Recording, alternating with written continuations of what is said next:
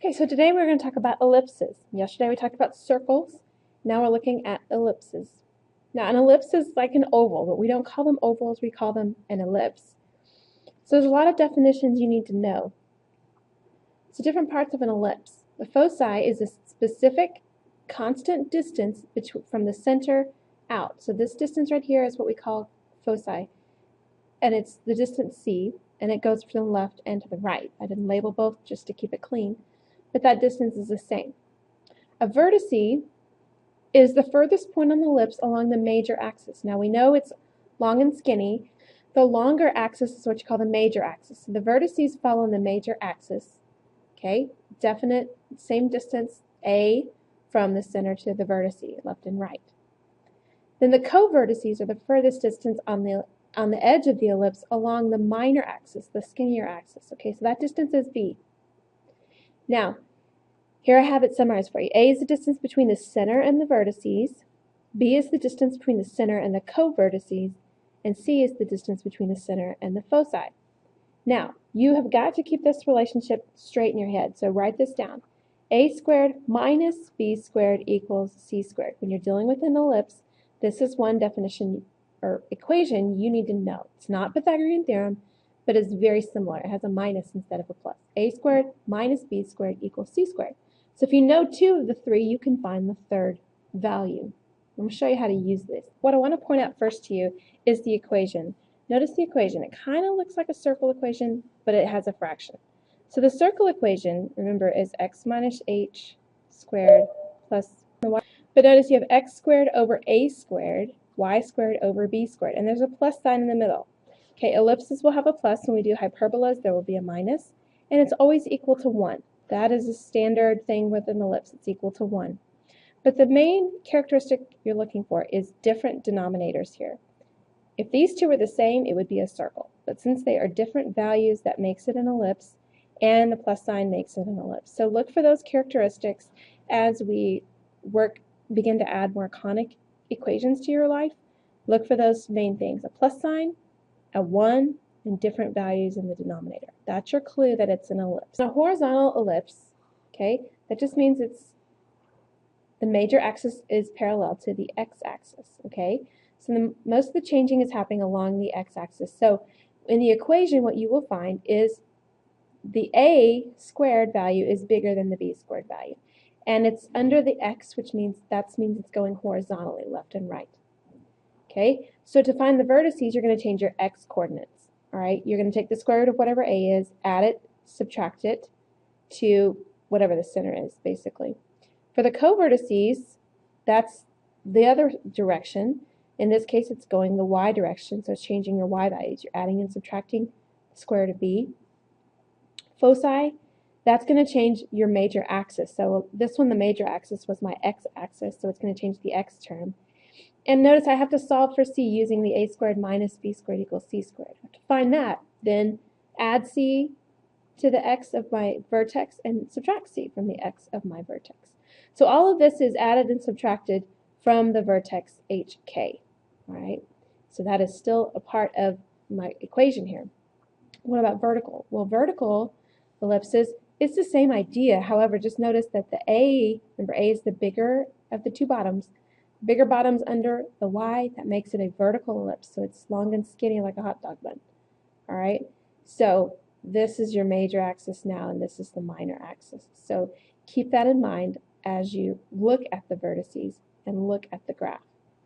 So notice now that the vertices is changing the y coordinate because it's under the y. Co-vertices is changing the x coordinate because it's under the x. And foci changes the y because the foci is along the major axis. Okay, and in this case the major axis was. So look at this. Let's kind of analyze this together. Identify the conic as an ellipse or a circle. Find the center, vertices, co-vertices, foci, or radius, and sketch it. All right. Well, identify it as an ellipse or a circle. Well, notice that we have two different denominators here. That fact alone tells me that it is an ellipse. Okay, it's an ellipse, and my center is hk. Remember, this is x minus h squared plus y minus k squared over a squared over b squared.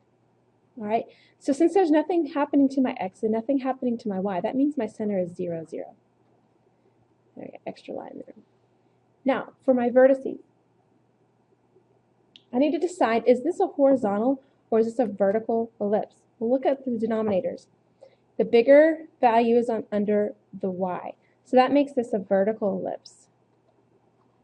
All right, and that makes a squared is equal to 9, which means a is 3, right?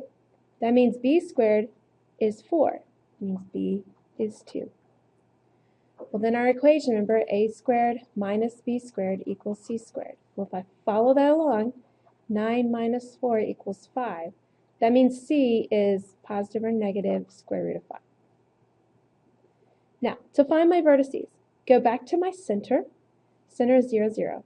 Vertices is changing along the y-axis. Okay, so I take a, which was 3, and I'm going to add the 3 to my y value. So 0, 3. And then I subtract it from the y value. 0, negative 3. All right? So what if I start to graph this guy? Co-vertices, all right, that's changing my x-coordinate by 2. So I'm going to go back, start with my center, and change the x-coordinate. So I'm going to go 2, 0, negative 2, 0. I add it, and I subtract it. So now I have vertices, co-vertices, and the center. The focus sits within, the focus sits along the major axis. So the major axis in this time is a y. So what is the square root of 5? Well, if you put that in your calculator, you get about 2.2. Okay, so I'm going to be adding and subtracting 2.2, in this case to my y-coordinate of my center, since it's along the y-axis. So my foci is going to be 0, 2.2, and 0, negative 2.2. So I found all these things. Now I'm going to sketch this. The center is here. Vertices at 3 and negative 3. Co-vertices at 2 and negative 2. So now it has to go through all these points. All right, so here's my ellipse. And the 2.2, this is a foci, right? Those are my foci. There you go. That is your ellipse. Okay, let's try another one here. Identify the conic as a circle or an ellipse. Then find the center, vertices, co-vertices, foci, or radius, and sketch it. All right, well, look at this equation. Notice that my denominators are exactly the same. Okay, that's my first clue that this is not an ellipse. Is there something I could do to get rid of my denominators? Sure. If I multiply both sides of my equation by 9, I would end up with x squared plus y squared equals 9. Now, doesn't that resemble a circle if both these values are the same? Sure, they do. So what is the center? Well, my center is 0, 0.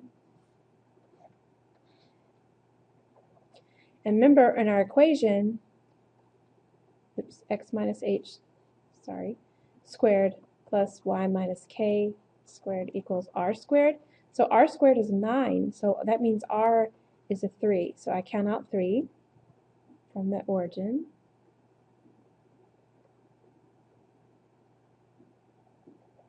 And I draw myself a circle. There it is. So there are no vertices, there are no co-vertices, there are no foci if it's a circle. So look for that. Common denominators, make it a circle. Now, I want you to try this one on your own. Okay, follow the same steps we did before. Good luck, and we'll see you in class.